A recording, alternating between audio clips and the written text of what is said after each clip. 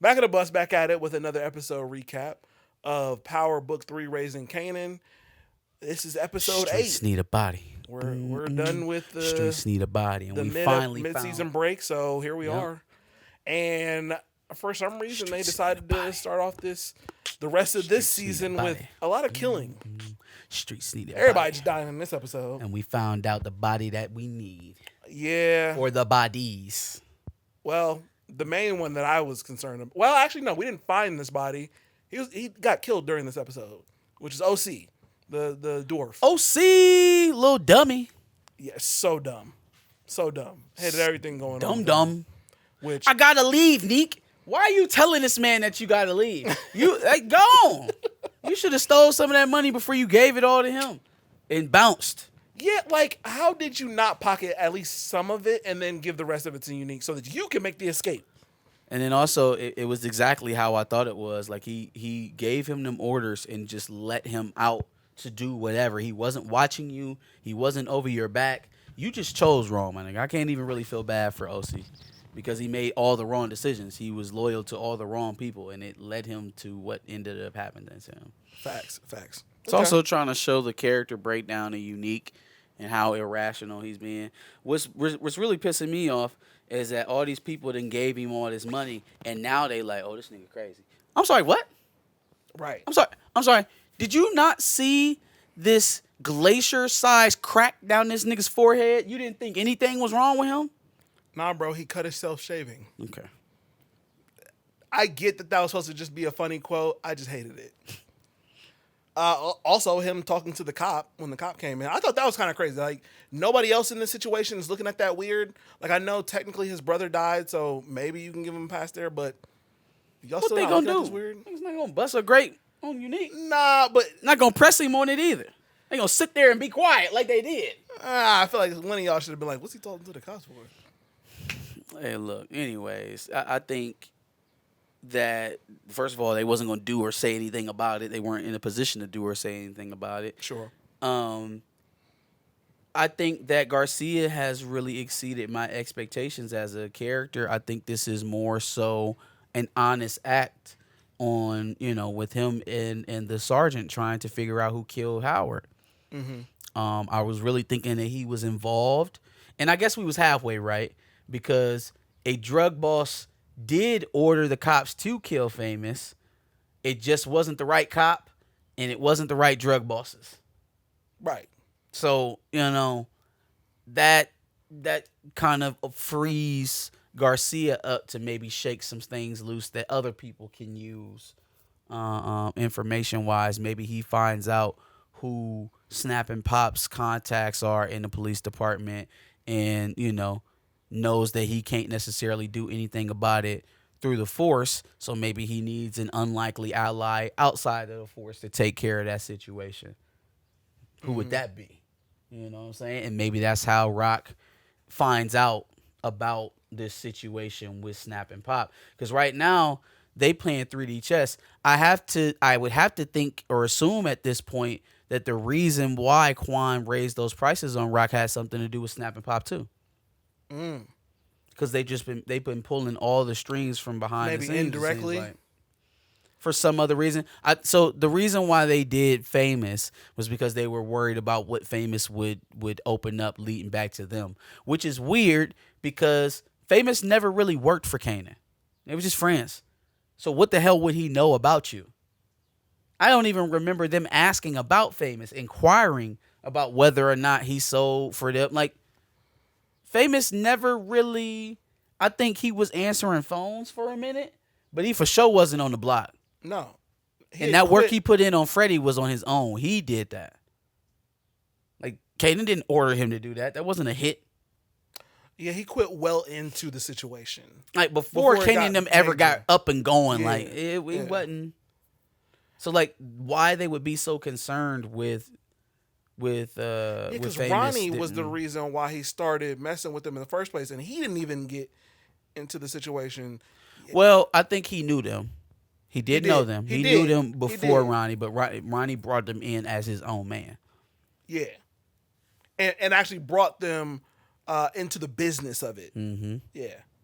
So, and that was well after Famous was like, nah, I ain't fucking with this no more. What is it that would entice you about Unique's offer to enter this war? If the whole point of killing Famous was to stay out of bullshit, how could backing Unique keep you out of bullshit? It's not. Is that extra money that he gonna get you really gonna be that much over what you can do by serving him up to Rock? No. Cool. We got 15% for life if you want this nigga gone. We got 20% for life. Now, Unique is offering a partner, but then you also have to take on Unique's liabilities. Unique is priming up New York for a gang war through the street by way of the streets of Jamaica, Queens, but powered by two mob families. Right. That's what y'all want to be in the middle of, so that you can back Unique. That just doesn't read to That me don't make no kind of sense. unless this was all part of a bigger plan. Maybe this is just an unexpected addition to the already raging plan to get Rock out of the way. Yeah. Yep. I can see that. Remember who introduced Rock to Stefano. And on top of that, their tones seem to match about Rock in general and the decisions he's making. Which again, all of this shit that just keep popping up is either Marvin's fuck up or there's it's a lot just, of Marvin fuck up here. it's just like we did a lot of criticizing Rock and her decision making, but this season a lot of the stuff that has come about has not been her fault. Now that you brought up Marvin, yeah, I mean Marvin killing Quan after robbing him. You know what else stood out to me? So Stefano was depending on Marvin, not depending on him, but he was going about finding, information on his homeboy that wasn't paying his debts. And so he goes to Marvin to get the black perspective. Right? Like, right. What's going on your side of the wood? What are people talking about?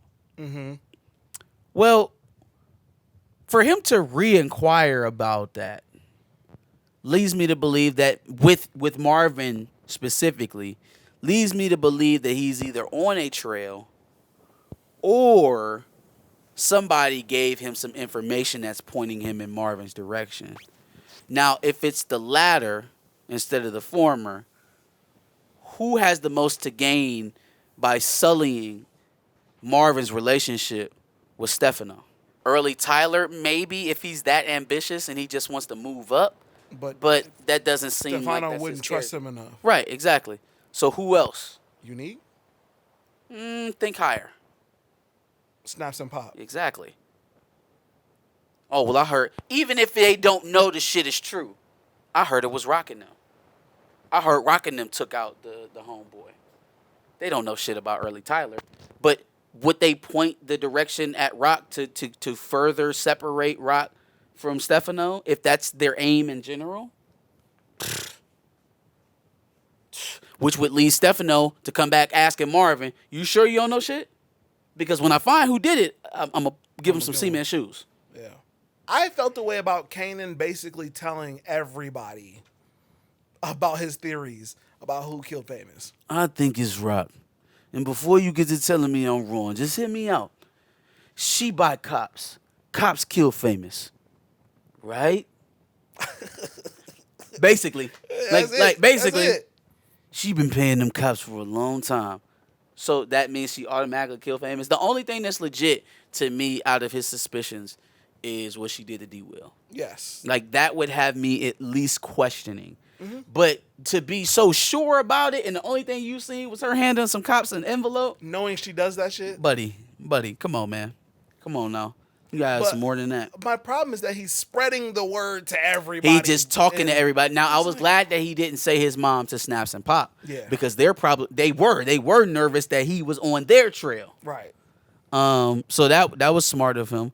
I just wanted him to pick up on get his antennas up and pick up on the fact that they was nervous and start asking himself, why the fuck was they so nervous when I was asking about Fame? He didn't have his antennas up about O-Cee. You think he's going to have his antennas up about them? I think a lot of people could have missed O-Cee.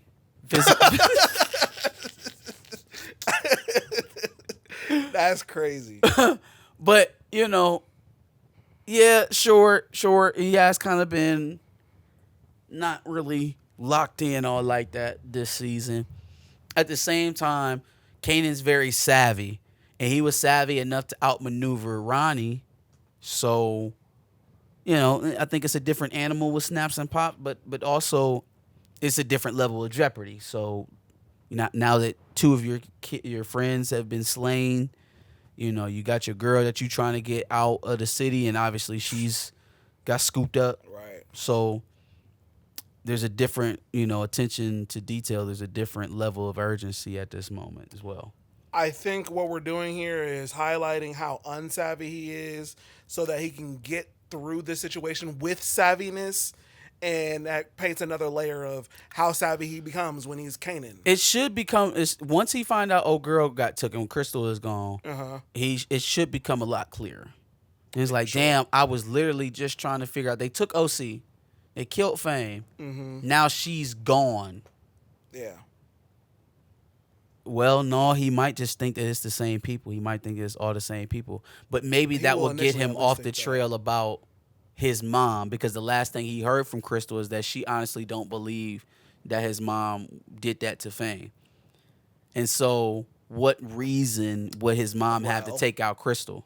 When he goes and confronts Rock about her getting the cops to go pick up Crystal, she's going to be like, well, Crystal came to my fucking house. Rock didn't have the cops go. I know she didn't. But Kanan will probably think that the cops picked her up. That was on Rock's orders. Because he believes all of this is Rock. But why, though? What would be the motivation? Again, if Crystal was coming home and being like, yo, mama definitely did it. She did that shit 100%. Stay away from her. And then the next day she ended up missing. Okay, yeah, my intent is Rock. Exactly. She came home and defended her. So if she knew anything about that interaction or about how Crystal felt, she would want her to be around Kanan. I thought she actually told her, like, I'm worried about him. Or no, she said that to Juke. But I thought Crystal talked to Kanan, and then she went to see Rock. Did that not happen before? Cause she was on the bus back from Rock. Here's what happened. Because you're right. What happened is that conversation that they were having about her believing his mother was about the wake for Fame. Yeah. She was talking about watching her at the wake, not the conversation that they had. She goes and has the conversation after Kanan tells her to leave before she's going to the bus stop. You're correct. And so, but I still don't think that lines up with what he heard from Crystal last about his mom. And on top of her, okay, well, she stopped by to talk to me about you and Fame. Why would I take her? Right. That's my point. I think Kanan's going to confront Rock. Like, if I was going to do that, she would have never even had to leave the house. Right. Why would I let her go all the way to the bus station? Yeah. And get on the bus and then have the police grab her? Why would I sell you all this with the cops and all that bullshit? Why wouldn't I just keep her here? Like, you obviously didn't know she came to see me before she went to the bus stop anyway, so I would have been clean. But I think Kanan's going to go to her to confront her because Crystal's missing, and it should start to become more clear now that, like, hold on, I did this shit, and a day later, the cops I asked Snap and Pop to ask they cop resources about who killed Fame, and then all of a sudden, Crystal ended up missing. Now, we didn't had all of this shit going on with the business. O-Cee been missing. But it wasn't until I went and talked to Snaps and Pop that it started hitting home. My blood, not my blood, but my immediate loved ones. Yeah. O-Cee's brother and Juke, crazy. Weird ass scene. Crazy. It didn't need to be there. It did not at all. Weird ass scene. Didn't need to be there. Just to humanize him when he's, with his mom. You gonna be friendly with me, bitch? Yeah, that all was unnecessary. But you know what it was? It was further setting her up to be the jukebox that we know later. I told you I wasn't friendly, nigga. But you ain't want to hit. It's the only reason that was there. And then finally, I guess homeboy Lou just wants to be back in the life. Like, I understand this is for survival at this point because they were going to kill him. and staying in that studio and then pulling up on them from the side. That's for survival. I get it, but like, I guess Jumbo, we're my saying, niggas. right. I guess at this point we're saying you can never leave the streets behind. Yeah, he can that's- he that's- can he can only be a thug. He can't do good in the studio. He has to be in the streets. I don't like it. We love it in future films. I don't like it. We loved it in Sinners. I don't like It it. ain't no different. I No don't different. Like There is no true character redemption in these stories. That sucks. But also, what sucks is how flat they wrote the bookkeeper character. What's his name? Kenyatta. Kenyatta, yep. So like, they kind of do the same thing that you were just saying about getting out of the drug game. What they do about black consciousness, they turn it into a folly. They turn it into a joke. It's like this man is a menace. He's a terror on the community, and he's using the shroud of black consciousness. Black consciousness is only a front. You know what I'm saying? for As a bullshit front behavior. to go kick in people's doors. Yeah. And do crash out shit. Mm-hmm. And so that angle I didn't necessarily appreciate because we've never seen the inverse of that on this show. We've never seen somebody who's truly like that. This is not something that they've ever gone out their way to highlight. So the first time that we see that in the show, it's a farce. Mm-hmm. You know? That's crazy. Yeah. I mean, it had to happen. He kept B-Rella's hands clean. I would like to say that maybe it doesn't have to lead into a full-blown regression back into the character he started as, but this is power. So, well, I mean, it doesn't completely leave B-Rella's hands clean. Well, I guess it does. It can. The fact that he shot him in the middle of the street, I mean, I guess it ain't like the cops are going to ask questions about that, though. They put it in the preview. They absolutely are coming to ask questions about it. But this is the early 90s, and there aren't cameras on every street corner, so long as didn't nobody see it, which is also hard to believe because of how many shots he laid off. But you can't get off self-defense because what proof do you have that they're not going to argue self-defense? Remember from the preview, they're saying that they were in the studio at the time of the shooting. Oh, they were claiming that they were at the studio. Is what they're going to claim. Okay, so I don't know. We'll see how it plays out. I just don't like Lou being back in the streets because that's what led him down his I thought spiral. that his character was doing a lot more work and a lot more. It was aiding the show a bit for him to be the family member who was living life outside of the game. Yep. Like it literally helped to balance out the show. Mm-hmm. And so now it's just about to turn back into BMF, which I'm not. Yep. Everybody's in the streets. I'm not all that excited about, but all the black people in the streets. It is what it is.